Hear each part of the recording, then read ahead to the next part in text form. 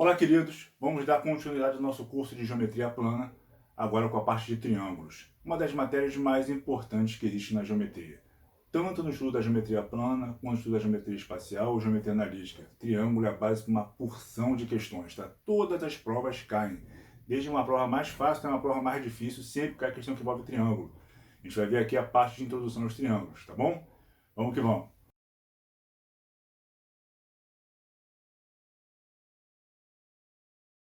Bom, antes da gente começar a aula, por favor, se inscrevam no canal, me deem essa força aí, marquem o sininho para que vocês fiquem sabendo quando será postado um vídeo novo. Eu vou postar vídeo toda segunda e toda quinta-feira, tá? Hoje então de triângulos, semana que vem vou botar de quadriláteros, aliás, na quinta-feira de quadriláteros e assim sucessivamente, falou? Então vamos que vamos. Triângulo. O que é um triângulo? Triângulo é a figura formada pela união de três pontos distintos e não colineares. O que são pontos distintos? São pontos diferentes. Se eu tiver três pontos, um em cima do outro, não vou formar nada. Agora, se eu tiver três pontos colineares, ó, também não formo nada. Colinear quer dizer na mesma linha. Então, se eu tiver três pontos que são distintos e não colineares, quando eu unir esses três pontos, eu formo o meu triângulo, tá? Figura formada pela união de três pontos distintos e não colineares. Beleza? Bom, esses pontos que formam o meu triângulo, eu chamo esses pontos de vértice. Então, vértice A, vértice B, vértice C. Os segmentos de reta que unem esses pontos, segmento AB, BC e AC, eu chamo de lados do meu triângulo. Os ângulos que estão na parte de dentro do triângulo, eu chamo de ângulos internos. Ângulo externo. Tem muita gente boa que confunde ângulo externo. O ângulo externo você forma quando você prolonga um lado. Ó. Prolonguei o lado. É o ângulo formado entre lado e prolongamento. Esse aqui é o ângulo externo. Prolongo o lado. É o ângulo formado entre lado e prolongamento. Esse aqui é o ângulo externo. Repara que esse ângulo e esse ângulo são opostos pelo vértice, têm a mesma medida. São ângulos externos. Beleza? Esse ângulo aqui, ele não é externo do triângulo, não. Ele é um ângulo exterior, mas não é externo. Porque é formado por dois prolongamentos. Para ser externo tem que ser ó, lado com prolongamento. Lado com prolongamento. Esse ângulo ele é oposto pelo vértice com esse ângulo interno, tem a mesma medida. Tá? Então, o ângulo externo são esses dois. E um outro bisuzinho, você pode ver ó, que o ângulo interno mais o ângulo externo referente ao mesmo vértice, eles são suplementares. Eles somam 180 graus. Tá? Beleza? Bom, a gente pode classificar os triângulos de duas maneiras, com relação aos seus lados ou com relação aos seus ângulos internos.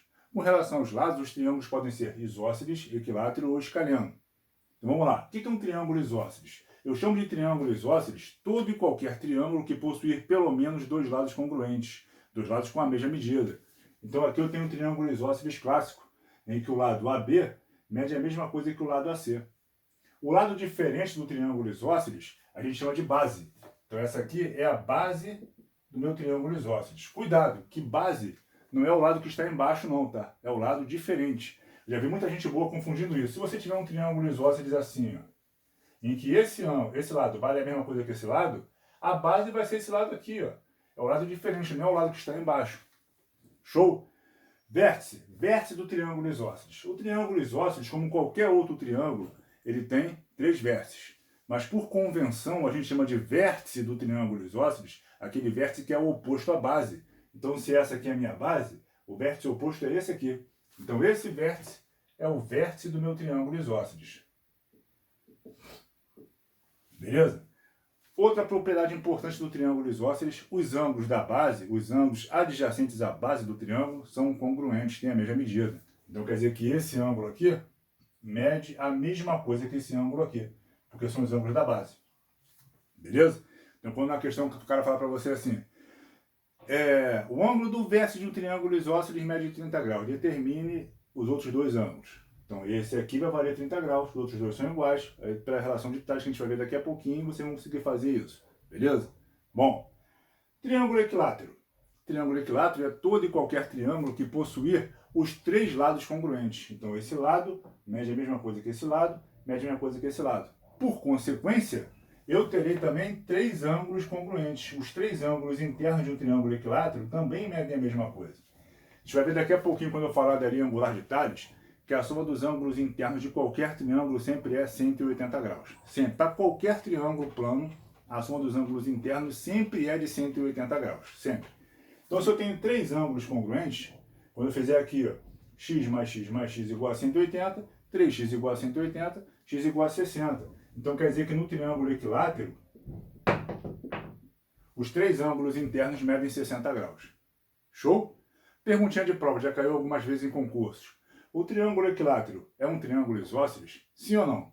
Verdadeiro ou falso? Verdadeiro. Todo triângulo equilátero ele é um triângulo isósceles.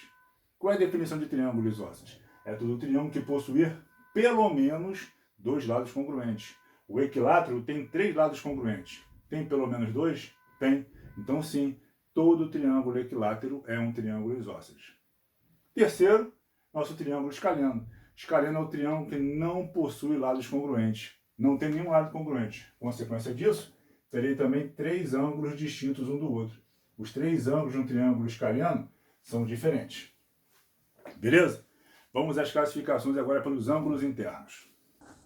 Vamos lá então, guerreiros, classificação quanto aos ângulos internos. Meu triângulo pode ser acutângulo, retângulo ou obtusângulo. Eu vou chamar de triângulo acutângulo todo triângulo em que os ângulos internos forem menores que 90 graus. Todos os ângulos aqui são inferiores a 90 graus. Então aqui eu tenho um triângulo acutângulo. Exemplo de triângulo acutângulo, triângulo equilátero. Os três ângulos são menores que 90, 60, 60 e 60. Show? Outro triângulo, triângulo retângulo. É todo triângulo que possui um ângulo reto, um ângulo de 90 graus. O triângulo retângulo é o triângulo mais importante da matemática. Mais importante de todos, o triângulo retângulo. Ele é tão importante que a gente vai ver aqui um capítulo só para ele. Relações métricas no triângulo retângulo. Ele é tão importante que tem uma matemática inteira que vem dele. A trigonometria. A trigonometria toda vem do triângulo retângulo. Ele é tão importante que os lados dele têm nome. O maior lado, que é aquele lado oposto ao ângulo reto, a gente chama de hipotenusa.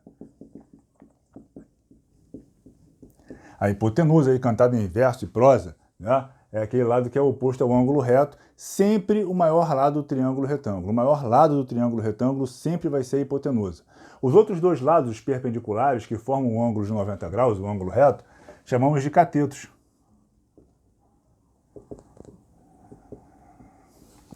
Nossos catetos ali. Se for um triângulo retângulo isósceles, terei catetos do mesmo tamanho. Se for um triângulo retângulo escaleno, terei um cateto maior e um cateto menor. Beleza? Outro triângulo, triângulo obtusângulo, que é o triângulo que tem um ângulo obtuso, tem um ângulo maior que 90 graus. Show?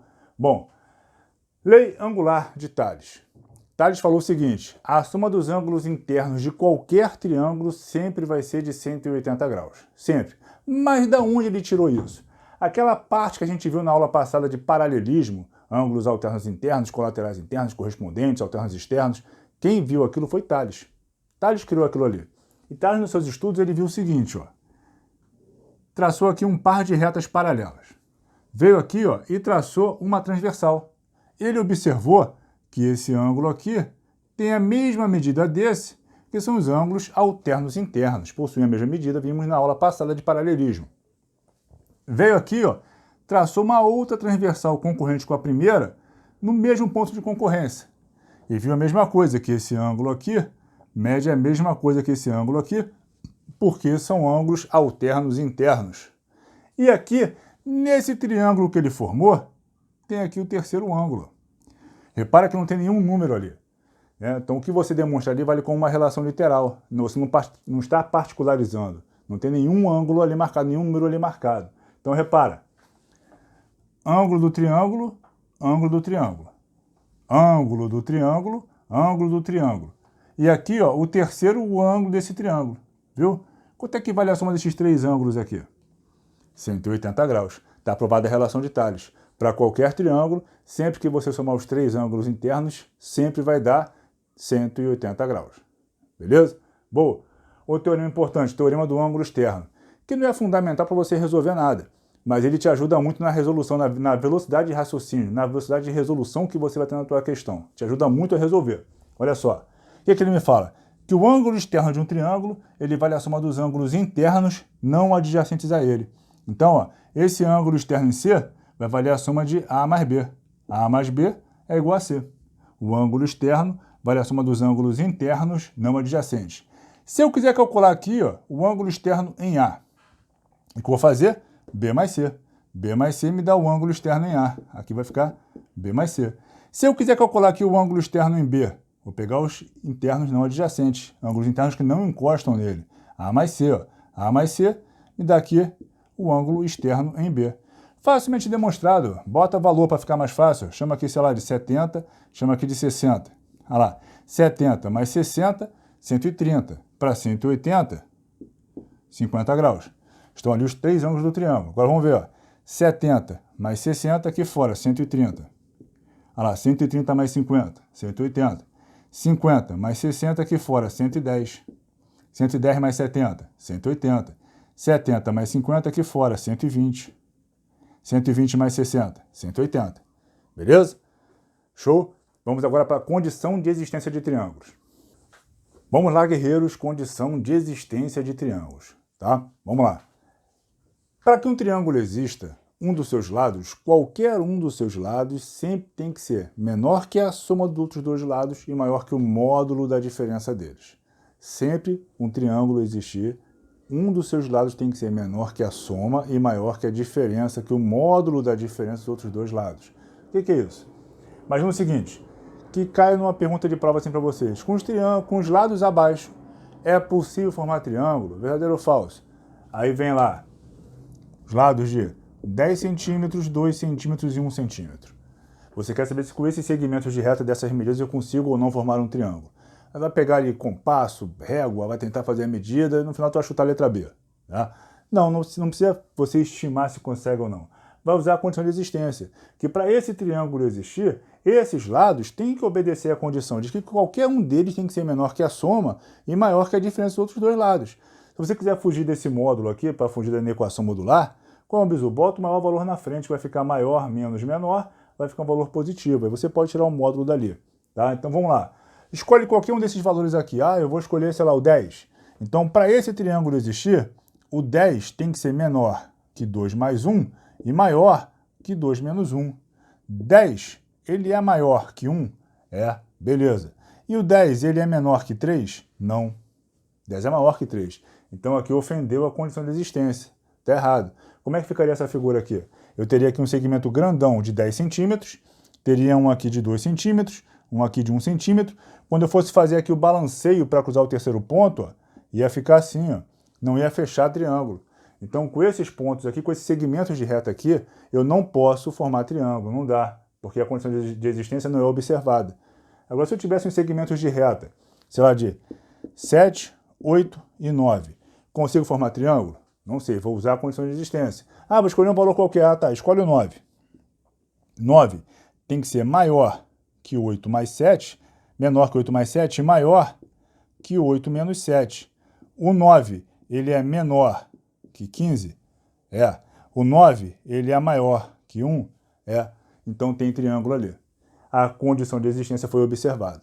Então, a condição de existência é para isso, para você saber se com os segmentos de reta que você tem, você consegue ou não formar triângulo. Tá? Uma aplicação prática para isso. Show? Congruência de triângulos. O que são coisas congruentes? Coisas que têm o mesmo tamanho. No caso de triângulos, quando eles forem iguais, beleza? Quando é que a gente vai usar isso? Imagina aquelas questões que você tem um monte de rabisco, nas figuras todas rabiscadas por dentro, tem um monte de triângulos desenhados, aí você consegue perceber assim, porra, se eu conseguisse provar que esse triângulo aqui é igual a esse, a questão morre fácil.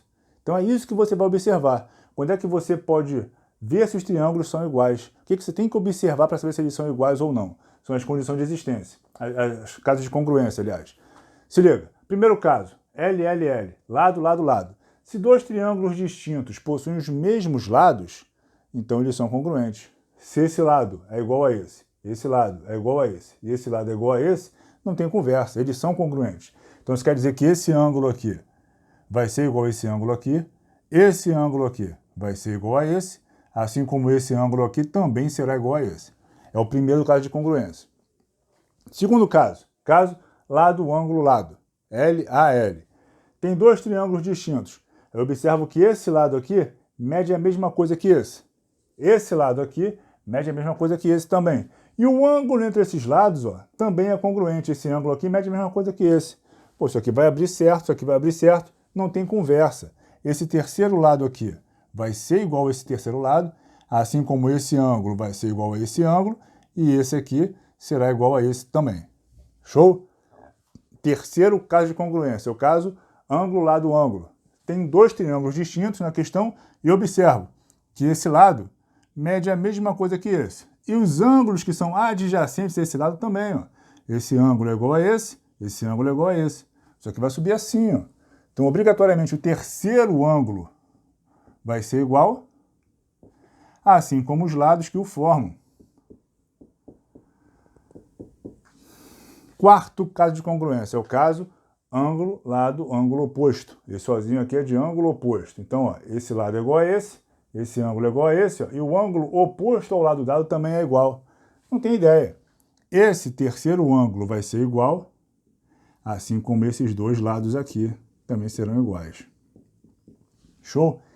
Se eu tivesse assim um quinto caso de congruência, o caso AAA, questão de pergunta. Se dois triângulos distintos possuem os mesmos três ângulos internos, eles serão congruentes?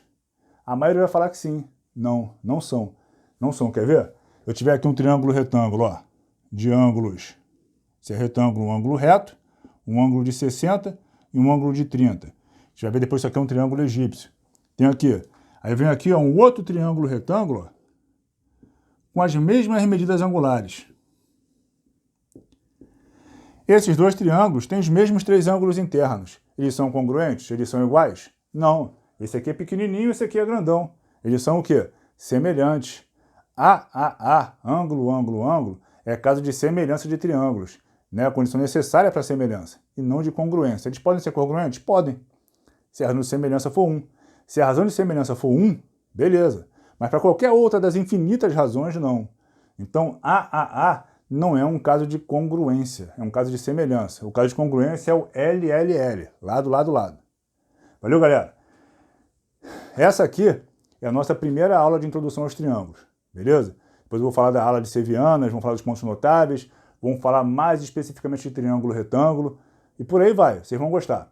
Tá? Quem acha que está ajudando o canal, com as aulas, com os exercícios das folhinhas que eu estou passando para vocês, se inscrevam no canal, marquem o sininho para esperar a próxima aula, tá? Eu vou postar a aula toda segunda e toda quinta-feira, beleza? Me ajuda a manter o canal em cima aí. Se inscrevam, tá? Um beijo no coração de todos. Os